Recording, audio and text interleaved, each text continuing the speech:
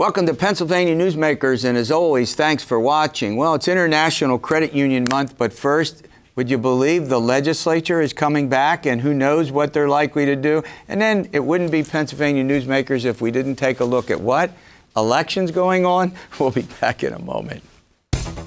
This is Pennsylvania Newsmakers, a fast-paced, unrehearsed weekly discussion with and about the leaders who shape your world. And now, here's your host, Terry Madonna. Well, we often talk about what's going on in the Pennsylvania legislature and with the governor. That's why it's called Pennsylvania Newsmakers. We'll get to some aspects of the general election. But first, sitting across from me, Angela Couloumbis. She's with the Philadelphia Inquirer, and Katie Meyer. She's a Capitol Bureau Chief with WITF, public radio station. All right, Angela, let's start with you. You've been doing other things other than cover the legislature. I noticed you've been writing about all sorts of things, but they are coming back, right? They're coming back Monday. They're coming back for 2 weeks, and it is the end of the 2-year legislative session, meaning whatever they don't get done in those next 2 weeks dies and has to be reintroduced when the next 2-year session begins in January. And they have a bunch of stuff on the table. There's been talk about perhaps doing a pension reform bill. Oh, how many years have we heard that? I know. It's the perennial issue. Katie's laughing here. Yeah. And there's some other issues on the table. I mean, even in the House, there's been talk about tackling the statute of limitations, extending it for civil suits. There's some budget mop-up that they still need to do. Yeah. They have banked on $100 million from expanding gambling. But let's see if that happens. Have they done anything with that, Katie? They haven't done anything with the gaming, have they? With gaming, no. No, they have not yet. Not yet. And we have, what, a few days? Yeah. It's going to be a very short session when they come back. I mean, let's take a couple of these and see where we go with them. First of all, on gambling, as you point out, they need $100 million to balance the budget this year, and the revenues aren't looking as strong as I think they would like them to be with just a couple of days to go. Is there any indication that they can do any of this agenda? Oh, gosh. Well, I have less context for this than a lot of these people in terms of how long these things take. I'm fairly new. But yeah. But I don't think anyone's expecting a whole lot. But it's really going to just depend on how much they want to get it done. I mean, gambling has been a big one just because we've also had that Supreme Court decision that was handed down about where local revenues from gambling go. So, I mean, they were mandated by the Supreme Court to deal with this and to fix the law. So whether or not that gets tied in with the gambling bill is unknown for now. So if you had to mention the big issues, we're talking about the possibility of the gaming, of expanding gambling. Is this the internet? Is this the internet piece to that? Online gambling. I'm sorry, online, Yes, and, $100 million is a drop in the bucket when you're talking about the state budget. And they could probably, if they don't get that piece done in the next 2 weeks, they could probably find some other areas to make up for that money. But it is an election year, as we all know, and it would be nice for all of these people to be able to go back to their districts. It would be nice if they could. There's one other thing. There's Governor Wolf has spoken quite a bit about opioid prevention and abuse prevention, and there are a number of bills related to that they're trying to get through in the next 2 weeks. Now that's very non-controversial. I mean, I haven't heard much controversy over that. It would seem like if they can't do that, go ahead. It's popular. People are concerned about it. Yeah, and this is an issue where they've been really stressing they've been really pumping up themselves for being bipartisan this session because, after last year's budget, that's what they want people to think.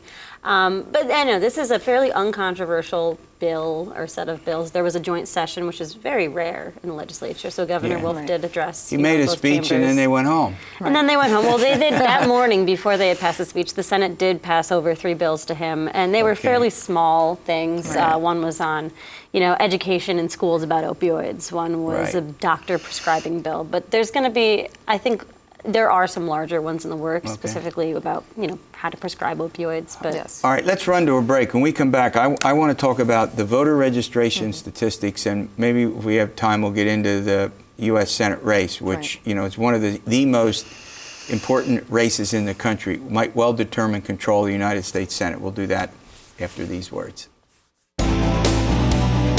This broadcast of Pennsylvania Newsmakers is presented by the Pennsylvania Chamber of Business and Industry, now celebrating 100 years as the statewide voice of business, and by the Pennsylvania State Education Association and Partners for Public Education, bringing the power of a great education to our schools, our students, and our communities.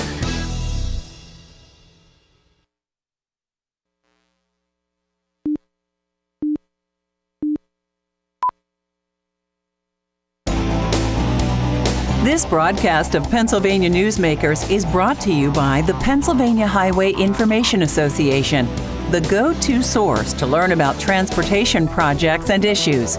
Please visit pahighwayinfo.org. And by the Pennsylvania Manufacturers Association. Business in Pennsylvania is our business. Well, Katie Meyer and Angela Couloumbis, both reporters, they cover the Capitol, among other things, are in the House chatting about a variety of subjects. We talked about the legislature and its return. Let's now turn to voter registration. It looks like something in the neighborhood of 900,000 people use that new online. We don't have the party breakdown as of yet. We'll get that, in the days ahead, but it looks like some pretty large numbers of people are either changing party or registering. Well, this past Tuesday was the last day to register to vote, and what we heard from the state was that there was a tremendous surge in the last couple of days of applications, voter registration applications arriving, both paper, online, and through PennDOT. And, it's too early to tell which party is going to have an edge, but we do know in the Southeast, where there's a lot of population, a lot of voters concentrated in both. If you're running statewide, you really need to do well there. Absolutely.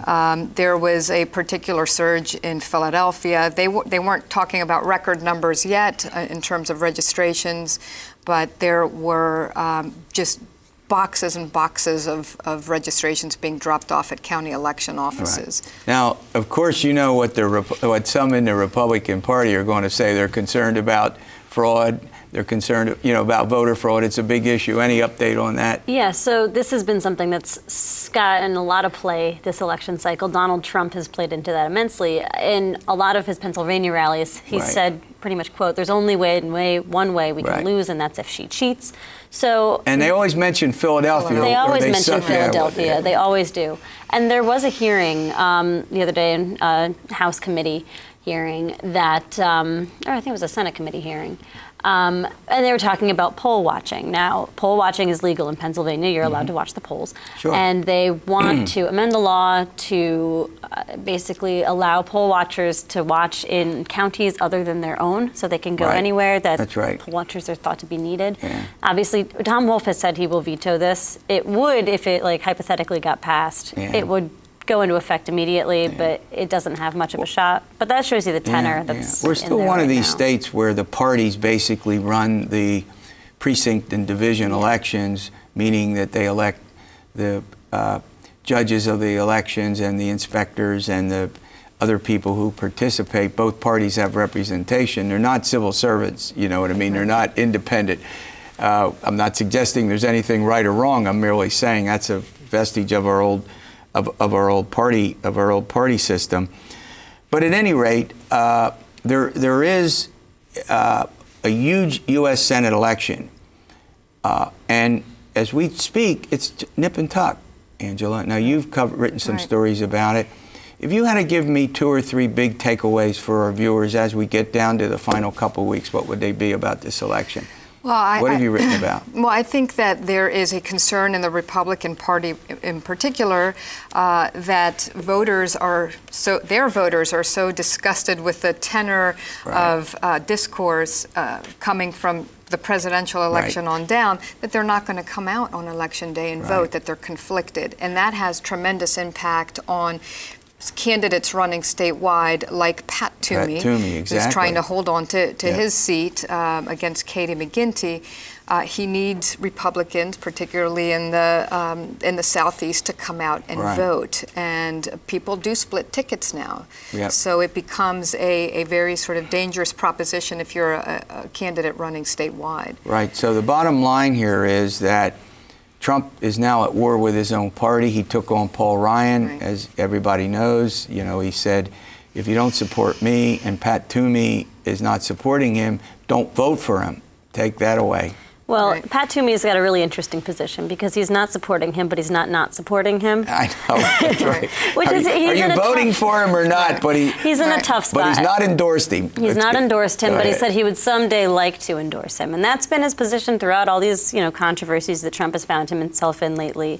And so, that's Pat Toomey trying to hold on to his Republican base while also, again, as you mentioned, and we've talked about many times, trying to split tickets. Yeah. And whether or not that'll work for him, I mean, who's to say? But the fact that he's holding on to that very close race with Katie McGinty, while Trump is down 9 points in Pennsylvania now. Yeah.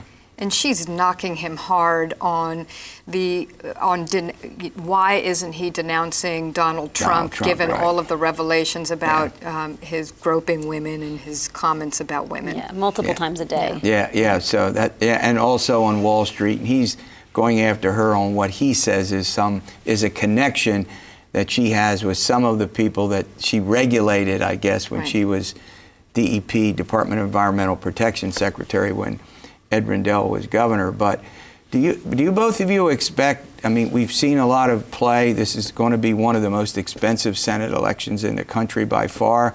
Senate control could hinge on this state. I mean, who knows what's likely to happen given this discord between Trump and the rest of the down ballot. But Toomey hasn't. Has Toomey made any statements at all? I haven't read anything where he said anything additional about Trump, except I'm not ready to endorse. You cover him, no? Yeah, well, he did after Trump's comments about, aggressively dealing with women sexually came out.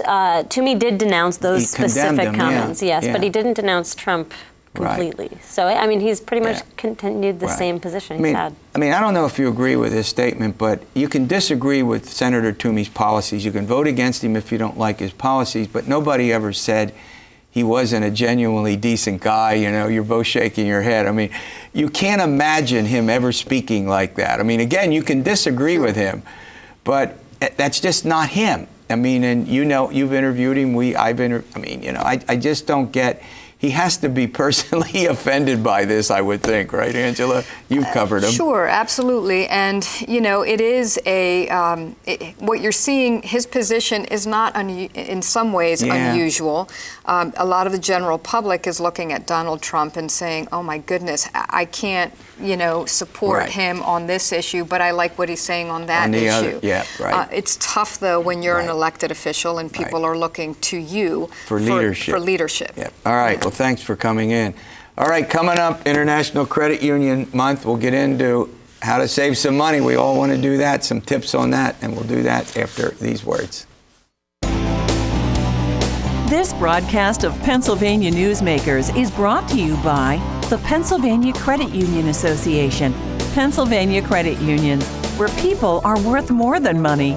To find a credit union that is right for you, check out ibelong.org.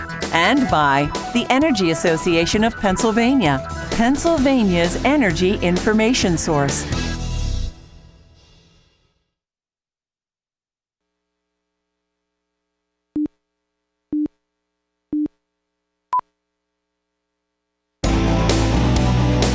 This broadcast of Pennsylvania Newsmakers is presented by the Hospital and Health System Association of Pennsylvania, working towards a healthy Pennsylvania, and by the Pennsylvania Coal Alliance, representing companies involved in America's most affordable, reliable energy source. To learn more, visit betterwithcoal.com. Well, Pat Conway joins me. He's the president and CEO of the Pennsylvania Credit Union Association, and Carrie Wood, she's the CEO of the Timberland Federal Credit Union. way up in Du Bois. I've been there. Beautiful country, isn't it? Well, thank you, yes. Yeah, well, a lot of deer and a lot of hunting and a lot of outdoor life going on up there. That's great. All right, let's start with this. People are saving more. That's the good news. And maybe the bad news is that debt's growing, Pat, and there are concerns about debt growing and how do you manage it? Well, debt is growing, which is a problem, but people are saving over 5% of total income on average over the past 4 or 5 years, which is good. Yeah. With rates being low and the economy the way that it is and people being concerned about Social Security, they're thinking about saving more. But, have a budget, plan accordingly, stand by your budget, and be prepared for the future. And thinking that way, I think, is the helpful approach. Yeah. One of the things that I've noticed is that people, I've tried to do this. I keep saying, okay, let's put some money away. We got to put some money away. You never know what's going to happen. Yeah, emergency and funds. Who does it? Yeah, emergency funds are great things. Basic, though, people don't even know what they have coming in versus what they have going out. And that's a good part of the budgeting process. Yeah. Well, let me ask you this. Do you all supply services for people? You and I have talked about this before. People want to come into their local credit union. Maybe I ask you this question. You just run the whole operation. You got it. Do you, say, sit down with your clients and talk with them about this? Is there a system or process that you use? We do. We offer free credit counseling for our members. Credit reviews and budgeting. We help them with their budgets. Yeah. Do you get a lot of people who come in and do that? No, we don't. See, now we've talked about this before, and I think it's important, is the relationship you have with school districts, and you go in and talk with young folks about this, because if you don't start right, it seems to me, and the older you get, the more obsessed you get with it. You got to think about retirement, and do you have enough money to retire? And you can't do that the last 3 years you're working, can you? No, that's right. You've got to plan early, and Carrie's credit union, Timberland, as well as many of our other credit unions, are heavily involved in financial education. There's a lot of credit union branches in our schools across the state. So really, credit unions and financial institutions are really the partner of their members. They're member-owned financial cooperatives, and they're there to help their members with this sort of planning. Right. Now, one of the concerns that people have to have is that if you have bad credit, that means if you get credit, you're likely to pay more. If Absolutely. You can even get the credit. Talk about that a little bit. Yeah, your credit score is going to determine how much interest you pay. So you're going to get higher rate loans, whether it be auto loans, credit cards, whatever it be. They score that and they charge you more. Yeah. And is it a question of you borrow money and you don't pay it back on time? Is it sort of the balance sheet, what you have the assets versus the liabilities? What's the biggest ingredient? Let's say somebody comes in and they want to borrow money from you. How would you evaluate that? A lot of late payments will affect your credit score. Yeah, quite a bit. Late credits raises the interest rates, and you're not likely to lend somebody money if they don't pay on time. Is that true? And the other thing is, it depends on where these people are shopping for, where the consumer is shopping for their credit. Yeah. Because sometimes, even though they may have decent credit, they may go to a higher interest loan because it was quick and easy versus shopping around and looking at perhaps a credit union or a community bank. Yeah. So what's the disadvantage of that they'll pay a lot more? You can get a loan even if you don't have the best credit, but you're going to pay a lot higher interest. Is that the big downfall? Yes. And a lot of times creditors will look at term. You may be paying off your loan over 84 months, where perhaps at the credit union you could do it for 60. Yeah, I get it. So the shorter, then obviously at lower interest, the better off you are. Is it true the same for buying a house? Yes, absolutely. I see all these deals now where you get online and you can get interest rates at 2.5% and 3% for a 15-year mortgage. Finish my sentence. It saves you, can do that. Money. It saves you thousands and thousands and thousands of dollars. I got it. All right. There's something that we're going to talk about. It's an expression I've never heard, the Iowan approach. And Pat gets that question. The Iowan approach to credit. We'll find out what that's about in a minute. This broadcast of Pennsylvania Newsmakers is brought to you by the Pennsylvania Medical Society. Inspired physicians committed to the good health of Pennsylvanians and the advancement of the practice of medicine. And by the Pennsylvania Healthcare Association, advancing quality, improving lives.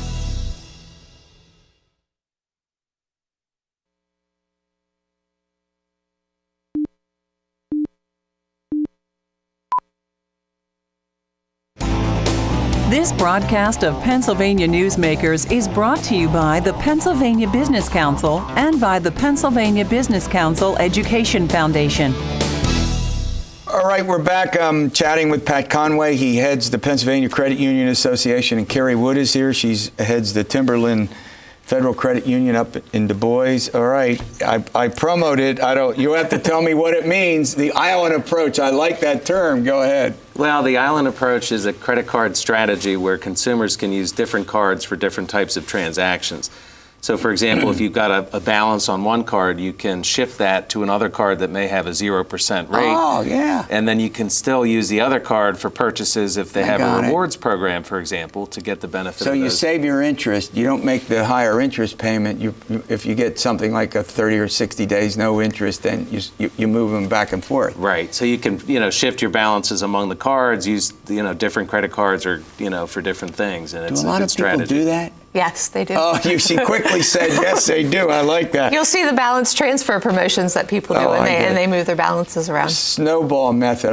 Whoever came up with these, I don't know. What's the snowball method? I think that's been called a couple different things, but that's where you take your highest interest card and you work on that debt. You put your the most of your income that you can pay off that debt first. Okay. And you make the minimum balances on any other cards that you might have.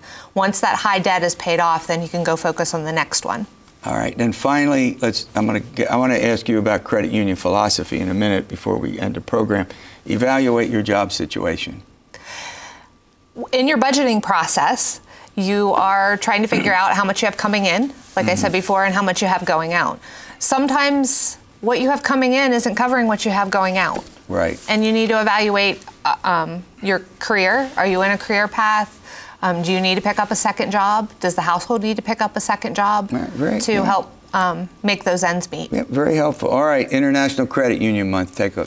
October is International Credit Union Month. It's a month really to celebrate the great work that credit unions do serving their members. Their members aren't customers. They're member-owned institutions. They're nonprofit financial cooperatives. And so October is the time of year that we celebrate the work that credit unions do in the community and serving their members. Right. Credit union philosophy. Credit union philosophy, people helping people. Credit unions are really the partner of their members. They're their financial partner and advisor. They very much view their approach that way. Yeah. And, well, one of the things that's been helpful is over the years you've come in and you've provided these really helpful tips that I think have been very helpful to people. When I go out, people will say, oh, I like these tips, get these. At any rate, thanks for coming in, and we'll see you, maybe you, who'll know who, next month, right? All right, thanks for watching this edition of Pennsylvania Newsmakers, and as always, stay well.